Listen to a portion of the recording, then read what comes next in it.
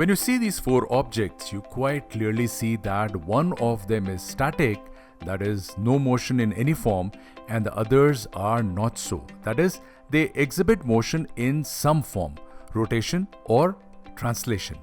However, in physics, we find two clear commonalities between all four, and these are: one, if you see the center of mass of each object, you'll find that the linear momentum P of its center of mass is constant.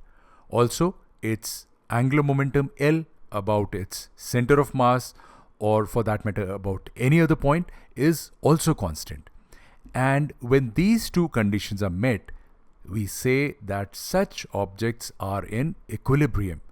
So if someone tells you that for some object P, or the linear momentum, is a constant, and L, that is the angular momentum, is also constant, you can conclude with great confidence that the object is in equilibrium.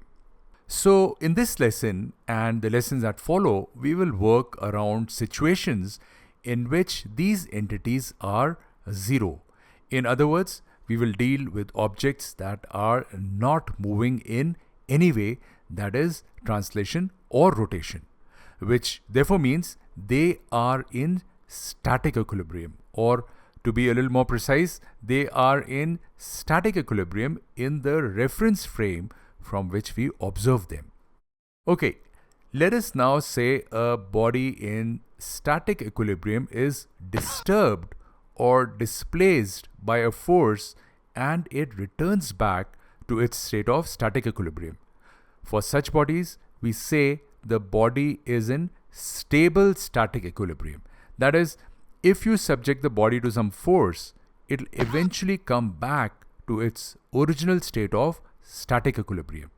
Another good example is a marble sitting at the bottom of a bowl, because we know that if we disturb it like this, it would come back to its original state of equilibrium, that is this.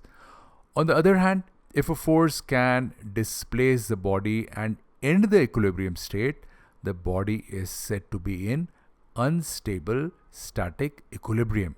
That is, the body was in static equilibrium, but when a force is applied on it, the body loses its state of static equilibrium. So let us say a truck driver is able to balance his truck with its center of mass vertically above the supporting edge.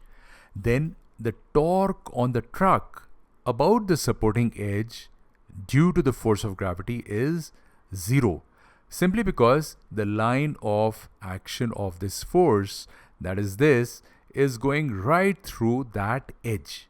So we can say that this truck is in equilibrium.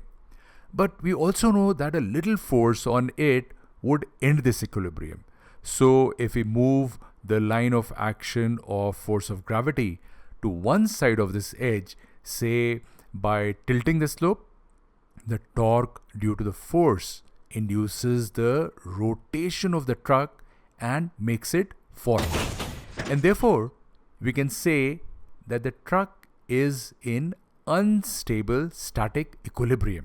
But if we were to put the same truck on a flat road, you will see it is in stable equilibrium, simply because you will have to move its center of mass a lot further to move over or past the supporting edge.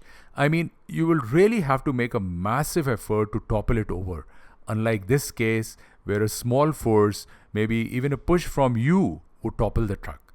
But this guy will just not turn over even if you and your friends decided to provide enough force to topple it. So with this in the background, let us define the requirements of equilibrium in terms of forces and torque acting on a body. Now, we know that translational motion of a body is subject to Newton's second law, and in its linear momentum form, written as F net is equal to dp upon dt. And if the body is in translational equilibrium, that is, the linear momentum p is constant as we agreed earlier, then dp upon dt should equal 0, which from this equation means F net should also equal 0. And also in its component forms, each component should be 0.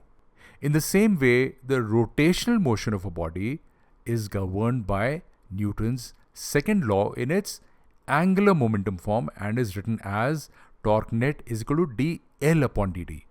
And if the body is in rotational equilibrium, that is L is constant, then dl upon dt is equal to 0.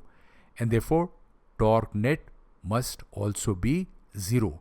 Again, in its component forms, each component should also be 0.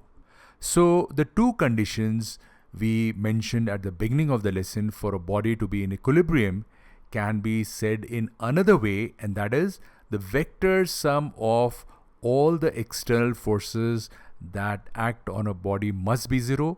This is condition 1. And the vector sum of all external torques that act on the body measured about any point should also be 0. So both these conditions need to be met for a body to be in equilibrium. Now, if we consider forces acting on a body only in the xy plane, then these equations will get eliminated, because here we are not considering any force in the z direction, and here, because the forces are only in the xy plane, the torque vector, which has to be perpendicular to the forces acting on a body, would be along the z axis only. So we can write the equations like this when the forces are acting only in the xy plane. So these requirements very obviously hold for static equilibrium, that is for situations like a book sitting on a table where clearly net force and torque are 0, and therefore P and L are also 0.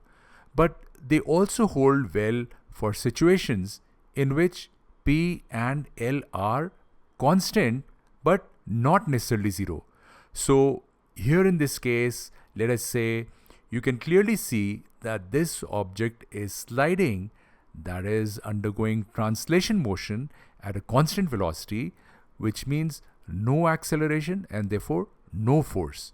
And if you apply these equations to this sliding object, you will clearly see that each equation is satisfied, and therefore you can say that this object is in a state of equilibrium but not in static equilibrium.